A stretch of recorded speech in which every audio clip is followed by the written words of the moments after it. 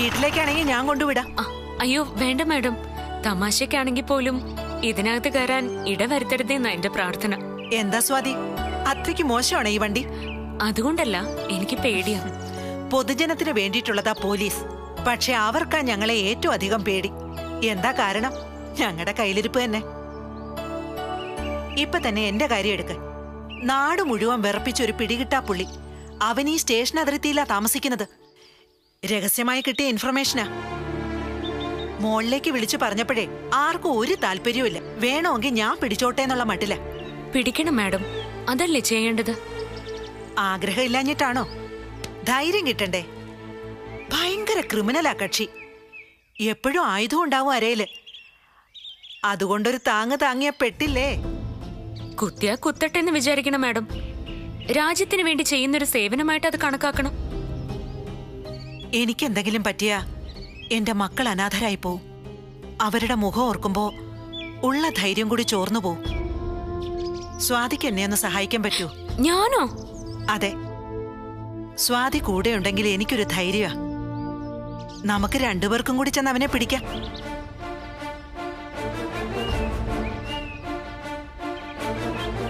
സ്വാതിയാവുമ്പോ നല്ല ശക്തിയല്ലേ? സ്വാതിയുടെ ശക്തിക്ക് മുമ്പിൽ പിടിച്ചു നിൽക്കാൻ അവർക്ക് പറ്റില്ല. അതല്ല, ഞാൻ പോലീസ് അല്ലല്ലോ മാഡം. ക്രിമിനലുകളെ പിടിക്കാൻ എന്തിനാ പോലീസ് ആവുന്നത്? പൗരബോധമുള്ള ഏത് പ്രജയ്ക്കും അത് ചെയ്യാം. ഇവനെ കിട്ടിയാ അതെനിക്കൊരു ക്രെഡിറ്റ് ആയിരിക്കും. ശരി, മാഡത്തിനൊരു സഹായമാണെങ്കിൽ ഞാൻ വരാം. പക്ഷെ ഒരു കണ്ടീഷൻ. ഇതിന്റെ പേരിൽ എനിക്കൊരു പ്രശ്നവും നിങ്ങളുടെ ഡിപ്പാർട്ട്മെന്റിന്റെ ഭാഗത്തുനിന്ന് ഉണ്ടാവാൻ പാടില്ല. അത് ഞാൻ ഏറ്റു. സ്വാതിക്ക് ഒരു പ്രശ്നവും ഉണ്ടാവില്ല. ഇനി അഥവാ അവൻ എന്തെങ്കിലും ചെയ്തു എന്ന് വിചാരിക്കുക, വല്ല തട്ടലോ മുട്ടലോ പറ്റിയാ തന്നെ അതിന്റെ മുഴുവൻ ചെലവും ഞാൻ വഹിച്ചോളാം. അതോർത്ത് മാഡം പേടിക്കണ്ട. അവൻ എന്നെ തൊടാൻ പോലും പറ്റില്ല. എത്ര വലിയവനാണെങ്കിലും അവനെ ഞാൻ അടിച്ചിട്ടിരിക്കും. മാഡം വാ.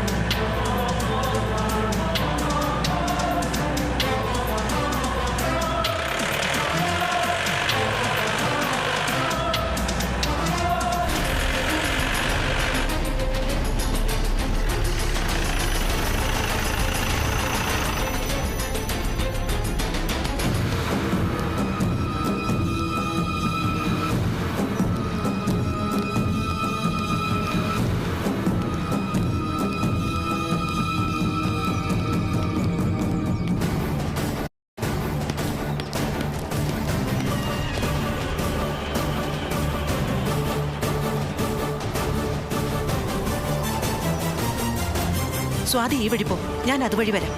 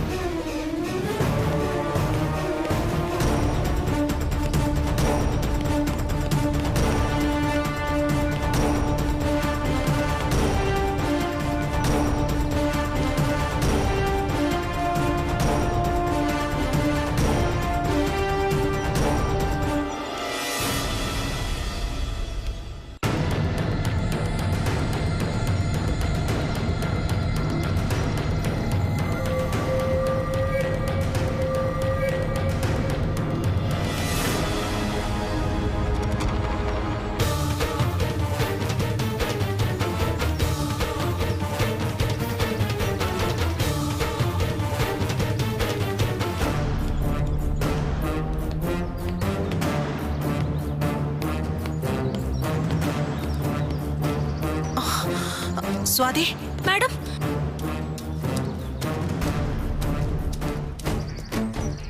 മാഡം, അയാളെ ഇവിടെ ഒന്നും കാണാനില്ല. വാ.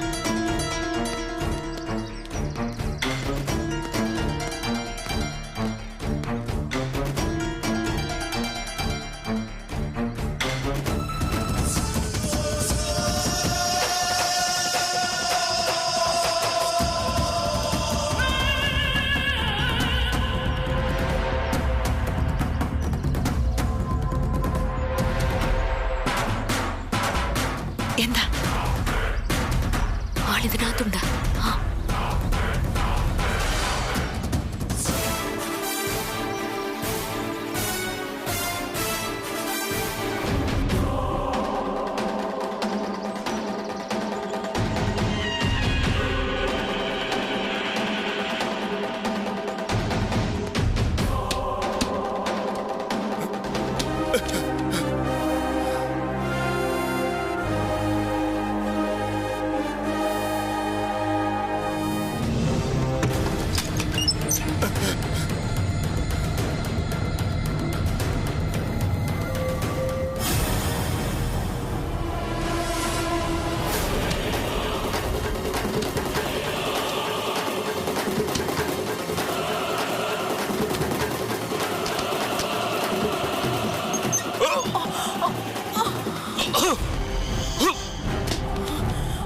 മാഡം, പിടിക്കവനെ.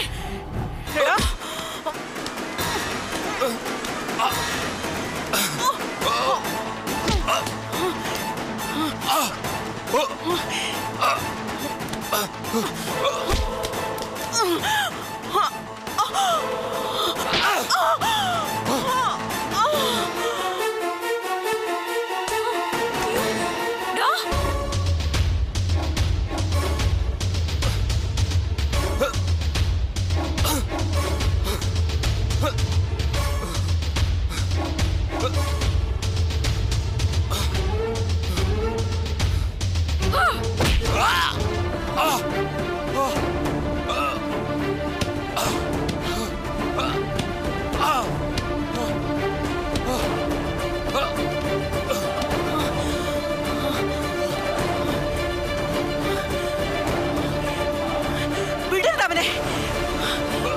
എടോ,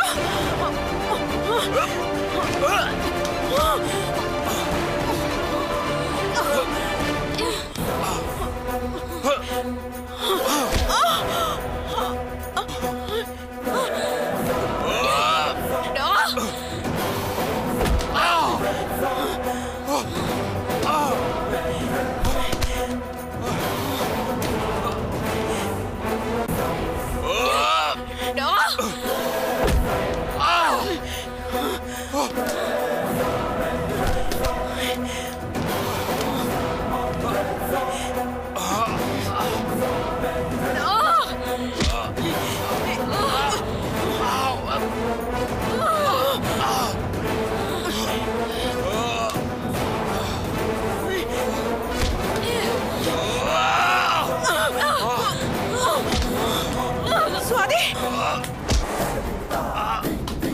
വിടരുതവനെ. പിടിക്കുക.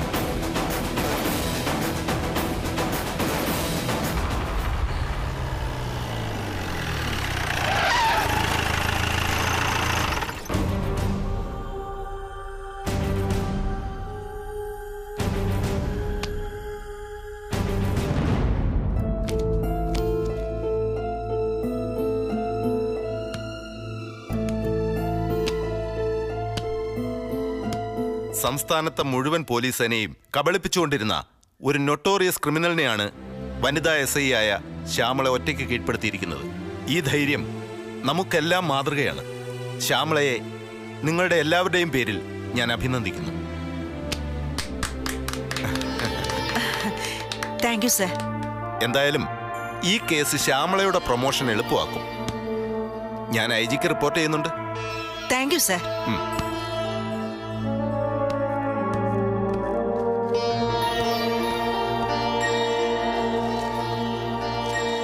ഇതൊന്നും വേണ്ടായിരുന്നു മാഡം. എന്റെ ഒരു സന്തോഷത്തിനാ സ്വാതി. ഇപ്പൊ എനിക്ക് ഡിപ്പാർട്ട്മെന്റിലുള്ള വില എന്താണെന്നറിയോ? സീനിയർ ഓഫീസേഴ്സ് പോലും എന്നെ വിളിച്ച് അഭിനന്ദിക്കോ ഇപ്പോ. എല്ലാത്തിനും കാരണം സ്വാതിയാ.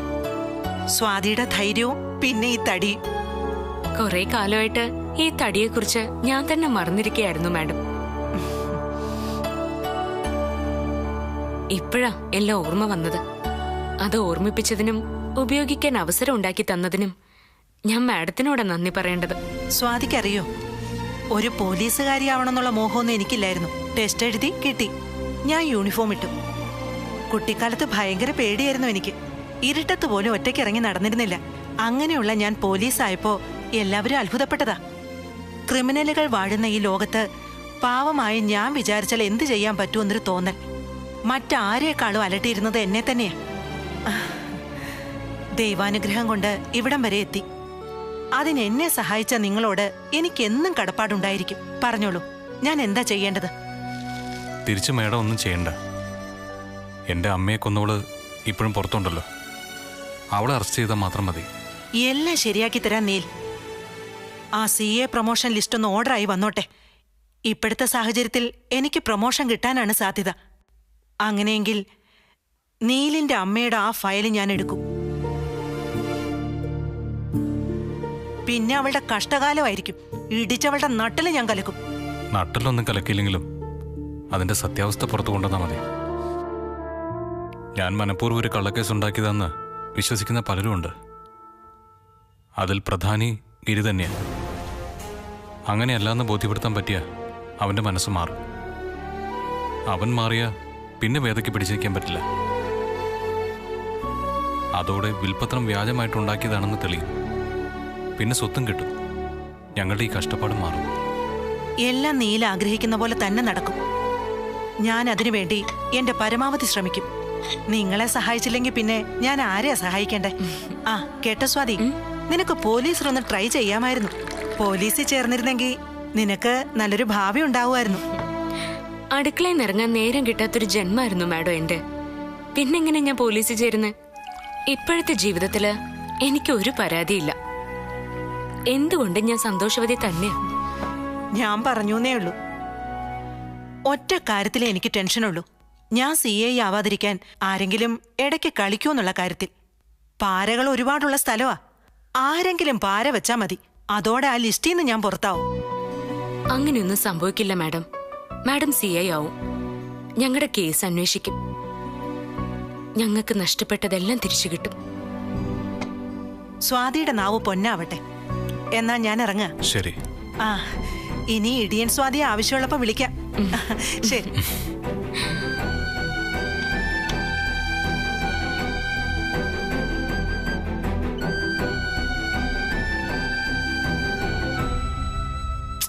നീ ഇങ്ങനെ വിഷമിക്കാതെ കാര്യം എന്താണെന്ന് പറ. എന്തുണ്ടെങ്കിലും അച്ഛൻ അതിന് പരിഹാരം ഉണ്ടാക്കി തരാം. വീണ്ടും തലവേദന തുടങ്ങി അച്ഛാ. ആ വനിതാ എസ്ഐ അതാ ഇപ്പൊ എന്റെ ഉറക്കം കെടുത്തുന്നത്. ആ സ്ത്രീയും സ്വാതിയും തമ്മില് നല്ല അടുപ്പാ. അവരെ നിയന്ത്രിച്ചില്ലെങ്കിൽ എനിക്കത് പ്രശ്നമായിട്ട് മാറും. എങ്ങനെ? അച്ഛാ, ആ ആക്സിഡന്റ് ഉൾപ്പെടെ പലതും അവരെ വിചാരിച്ചാ വീണ്ടും അന്വേഷിക്കാൻ പറ്റും. പിന്നെ ഒരു പോലീസുകാരി കൂട്ടിനുണ്ടെങ്കിൽ എന്തൊക്കെയാ ചെയ്യാൻ പറ്റാത്തത്? പലതും പറ്റും. നമ്മൾ ചെയ്യാത്ത പല കുറ്റങ്ങളും നമ്മുടെ തലയെ വെച്ച് കെട്ടാൻ പോലും പറ്റും. ഇതാ ഞാൻ പണ്ട് തൊട്ടേ പറഞ്ഞുകൊണ്ടിരുന്നേ, ആരെയും ബുദ്ധിമുട്ടിക്കാൻ പോരുതെന്ന്. പോയാ അതെന്തെങ്കിലും ഒരിക്കൽ നമ്മുടെ നേരെ തിരിച്ചു വരും. അതോടെ നമ്മുടെ മനസ്സമാധാനവും പോവും. ഓ, നെഗറ്റീവ് അല്ലാതെ എന്തെങ്കിലും പറയാൻ അമ്മയ്ക്ക് അറിയോ? എന്റെ അമ്മേ, നിവർത്തിയില്ലാത്തത് കൊണ്ടാ നമുക്കിഷ്ടം അല്ലെങ്കിലും പല കാര്യങ്ങളും നമുക്ക് ചെയ്യേണ്ടി വരുന്നത്.